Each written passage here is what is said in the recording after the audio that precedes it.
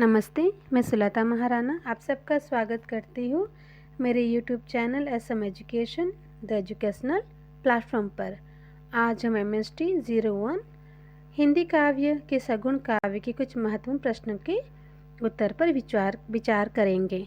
इससे पहले आपको 2 प्रश्न या 2 से 3 प्रश्न के उत्तर मिल चुके हैं, जो कि आप मेरे चैनल में जाके देख सकते हैं। तो चलते हैं। इससे पहले आरंभ करने से पहले आप देख पा रहे इस स्लाइड में कि नॉट सब्सक्राइब 74.9% है, तो आप इसे 00.0 में तब्दील कीजिए, परिवर्तित कर दीजिए। सब्सक्राइब कीजिए, सब्सक्राइब करने से ही ये जो नंबर है चेंज होगा। तो चौथा प्रश्न है, सुर काव्य में प्रेमानुभूति के विशिष्ट्य को उद्घाटित कीजिए। सुर काव्य में प्रेमानुभूति के वैशिष्ट्य को उद्घाटित कीजिए। यह प्रश्न दिसंबर 2009 प्रश्न 6 के रूप में आया था। तो उत्तर की ओर चलते हैं। इससे पहले जिन सबको अगर PDF चाहिए तो आप इसका स्क्रीनशॉट ले लीजिए और स्क्रीनशॉट को आप जूम करके पढ़ सकते हो। तो उत्तर की ओर चलते हैं। सूफी अथवा तसव्वुफ इस्लाम का एक अंग है। सूफी मत अथवा तसव्वुफ इस्लाम का एक अंग है, किंतु फ़कीह अथवा धर्मशास्त्री इसे इस्लाम से अलग मानते रहे, क्योंकि प्रारंभिक सूफियों ने इस्लाम की प्रवृत्तिमूलक भावना के विपरीत उसमें भक्ति का समावेश किया और आत्मा के शुद्धिकरण पर जोर दिया। सूफी मत और तसव्वुफ इस्लाम का एक अंग है। सूफी मत हो अथवा तसव्वुफ इस्लाम का अंग है, किंतु फ़कीह अथवा धर्मशास्त्र, फ़कीह यानी सूफी में फ़कीह कहते हैं और हमारे हिंदू में धर्मशास्त्री, इसे इस्लाम से अलग मानते रहे।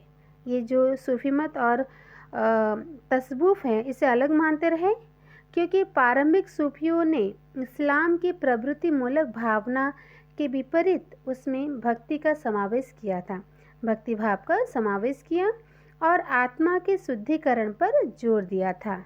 क्यों ऐसा हुआ था? क्यों इस्लाम के जो धर्मशास्त्र है वो फ़कीह है इसे अलग मानते थे? क्योंकि कुछ सूफियों ने इसमें भक्ति का समावेश किया था और आत्मा के शुद्धिकरण पर जोर दिया था। प्रारंभ के सूफी मत में दर्शन का अभाव था। अल-हसन, इब्राहिम बिन अदम और अयाज के विचारों से सूफी मत अपना आधार ग्रहण करने लगा। सूफी मत कहाँ से अपना आधार ग्रहण करने लगा?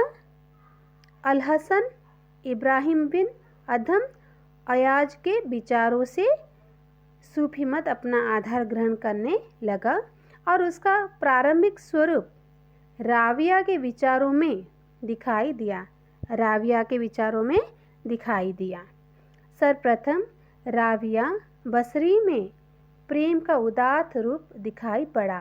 फिर भी वह तवक्कुल यानी आत्मसमर्पण के भाव को बनाए रखना अपना कर्तव्य समझती थी। वह खुदा के प्रेम में इस तरह तदाकार हो गई थी कि शेष सृष्टि के प्रति न तो उसे प्रेम रहा और न घृणा। इस तरह प्रारंभिक सूफियों ने इस्लाम की शरीयत के विपरीत इस्लाम में भक्ति और माधुर्य का समावेश कर एक नए दर्शन की आधारशिला रखी। धीरे धीरे सूफी मत पर ईसाईयत नव अफलातूनी मत, भारतीय वेदांत और बौद्ध दर्शन का प्रभाव पड़ने लगा। लेकिन इस सूफी मत में एक नया मोड़ उस समय आया जब जुनैद शिवली और मसूर इलाज ने गैर इस्लामी विचारों को व्यक्त करना शुरू किया। मसूर इलाज ने अनहक कहकर इस्लाम के धर्मशास्त्रियों को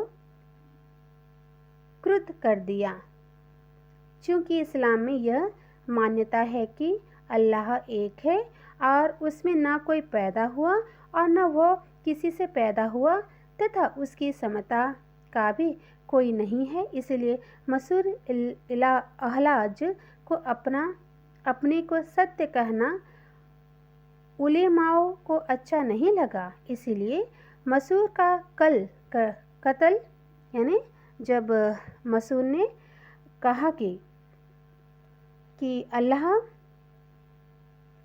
अल्लाह किससे पैदा नहीं हुआ या वो जन्म नहीं लिए हैं और उनकी कोई बराबरी नहीं कर सकता है, तब मसूर हलाज को अपने को सत्य कहना उलेमाओं को अच्छा नहीं लगा। यानी मसूर हलाज जो सत्य कह रहे थे उनको उलेमाओं को अच्छा नहीं लगा, इसलिए उनका कत्ल यानी उन्हें मार दिया गया, कत्ल कर दिया गया यानी उन्हें मार दिया गया। दरअसल मसूर का यह कथन वेदांत का अहम ब्रह्माशिम ही है।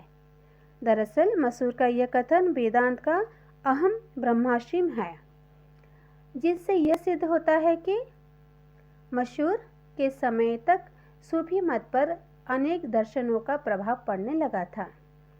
मसूर के कत्ल के बाद सूफी मत को जबरदस्त आघात लगा और सूफियों को एक सुसंबद्ध दर्शन की आवश्यकता महसूस हुई। अतः सूफी मत ने इस्लाम से समझौता करना भी शुरू कर दिया। अल गजाली ऐसे ही समन्वयवादी सूफी दार्शनिक थे। अल गजाली, जिस पर यूनानी दार्शनिकों के साथ साथ कुरान और हसन अलबसरी, राविया, जुनैद के मतों का प्रभाव था। उनके समन्वयवादी विचारों से इस्लाम और सूफी मत का विरोध समाप्त हो गया। इस प्रकार सूफी दर्शन दो धाराओं में बट गया। तो आपको पता चला सूफी दर्शन किस प्रकार दो धाराओं में बट गया। पहली धारा मसूर हलाज के अनुयायियों की है और दूसरी समझौतावादी दार्शनिकों की है। पहली धारा के दार्शनिकों की दृष्टि उदार है और दूसरी धारा के दार्शनिकों की कुरान सम्मत, जो कुरान के प्रतिकूल नहीं जाते। इस समय तक सूफी मत पर वेदांत का प्रभाव स्पष्ट रूप से दृष्टिगोचर होने लगा था। साक्ष्य के लिए इब्नुल अरबी के विचारों को भी देखा जा सकता है, जो एकेश्वरवादी दृष्टिकोण की ईश्वर केवल एक है की जगह कहता है कि केवल ईश्वर है और कुछ नहीं। इब्नुल अरबी का यह दृष्टिकोण वेदांत के सर्व खलु इंद ब्रह्मा के समीप है। यहाँ यह जान लेना आवश्यक है कि इब्नुल अरबी के ये विचार भारत में काफ़ी लोकप्रिय हुए। हिंदी के सूफी कवि मंजन ने उन्हीं विचारों को ध्यान में रखकर मधुमालती की रचना की। समूचा सूफी दर्शन साधना पद्धतियों पर निर्भर है। जिस तरह योग के 8 अंग होते हैं और योगी उनका क्रमशः आचरण करते हुए समाधि की दशा में पहुंचता है, उसी प्रकार सूफी परमात्मा के प्रेम में डूबकर उसमें लीन हो जाता है। इस अवस्था में वह ईश्वर से तदाकार हो जाता है। सूफी दर्शन की भाषा में इसे बका कहा जाता है। बका किसे कहते हैं कि जिस तरह योग के 8 अंग होते हैं और योगी उनका क्रमशः आचरण करते हुए समाधि की दशा में पहुंचता है, उसी प्रकार सूफी परमात्मा के प्रेम में डूबकर उसमें लीन हो जाता है। इस अवस्था में वह ईश्वर से तदाकार हो जाता है यानी मिल जाता है। सूफी दर्शन की भाषा में इसे बका कहा जाता है। सूफी मत में साधना के 4 सोपान माने गए हैं। शरीयत एक है, शरीयत, तरीकत दूसरा है, तरीकत, मारिफत तीसरा है, मारिफत, और हकीकत चौथा है, हकीकत। दूसरे शब्दों में इन्हें नासूत, मलकूत, जबरूत, लाहूत भी कहा जाता है और कुछ लोगों ने एक और सोपान हाहुत की भी कल्पना की जिसे सत्यलोक भी कहा जा सकता है। हर सूफी तौबा, जहद, सब्र, शुक्र, रिजाओ, खौफ, तबकुल, रज़ा, फिक्र और मोहब्बत को आचरण में लाते हुए अपने माशूक अथवा ब्रह्म में लीन हो जाता है। साधना के इन सोपानों से गुजरते हुए वह काम, क्रोध, मोह, लोभ आदि चित्त वृत्तियों और मनोविकारों से मुक्त हो जाता है। यह फना की अवस्था होती है। प्रियतम के सिवाय उसे कुछ भी नजर नहीं आता। वत्सल्य यानी मिलन के बाद आशिक और मासूक अर्थात जीवात्मा और परमात्मा में कोई फर्क नहीं रहता। वह ब्रह्मामय हो जाता है। इसे ही बका कहा जाता है। सूफी मत में अद्वैत दर्शन की शुरुआत बायजीद ने की। बायजीद जीवात्मा और परमात्मा में कोई फर्क नहीं मानते थे। करखी और बायजीद के बाद ही सूफियों में प्रेम प्याला का प्रचलन हुआ। सूफी कवियों का संबंध किसी एक संप्रदाय से न होकर विभिन्न संप्रदाय से रहा।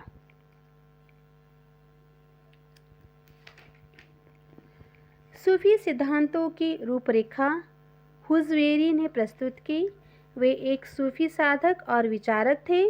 अपनी किताब कश्फुल महजूब में उन्होंने उस समय तक प्रचलित 12 संप्रदायों की जानकारी दी। दरअसल भारत में सूफी मत हुजवेरी के साथ आया, लेकिन यहाँ पर सूफी मत का क्रमबद्ध इतिहास ख्वाजा मोइनुद्दीन चिश्ती संप्रदाय की स्थापना की। ख्वाजा बख्तियार काकी इसी संप्रदाय के मशहूर सूफी संत थे। बाबा फरीद उन्हीं के शिष्य थे। बाबा फरीद के अनेक शिष्यों में ख्वाजा निजामुद्दीन औलिया भी थे। भारत में सूफी मत के अनेक संप्रदाय बने जिनमें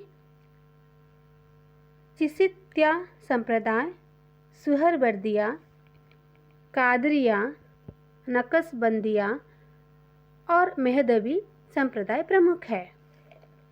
चिश्तिया संप्रदाय की 2 शाखाएं हुई। पहली निजामुद्दीन औलिया की औलिया संप्रदाय और दूसरी साबिर संप्रदाय।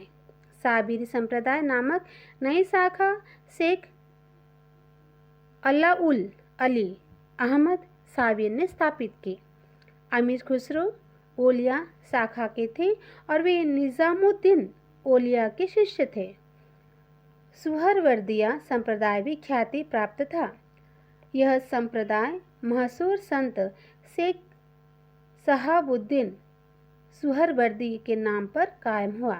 इस संप्रदाय के 2 विख्यात संत शेख हमीदुद्दीन नागौरी और शेख बहाउद्दीन जाकरी सुहरवर्दी के शिष्य थे, जिन्हें उन्होंने भारत भेजा था। बाद में इस संप्रदाय की 2-3 शाखाएं और बनी। हिंदी के सूफी कवि कुतुबन सुहरवर्दिया संप्रदाय के थे। कादरिया और नक्शबंदिया संप्रदाय बहुत बाद के हैं। हिंदी के सूफी कवियों का संबंध इन संप्रदायों से नहीं। मेहदवी संप्रदाय के संस्थापक मीर सैयद मोहम्मद जौनपुरी थे। उन्होंने स्वयं को महदी घोषित किया। शेख बुरहान इन्हीं परंपरा में थे। हिंदी के प्रमुख सूफी कवि मालिक मोहम्मद जायसी का संबंध इसी मेहदवी संप्रदाय से था और वे शेख बुरहान के शिष्य थे। इस तरह से यह प्रश्न का उत्तर यहाँ पर समाप्त होता है।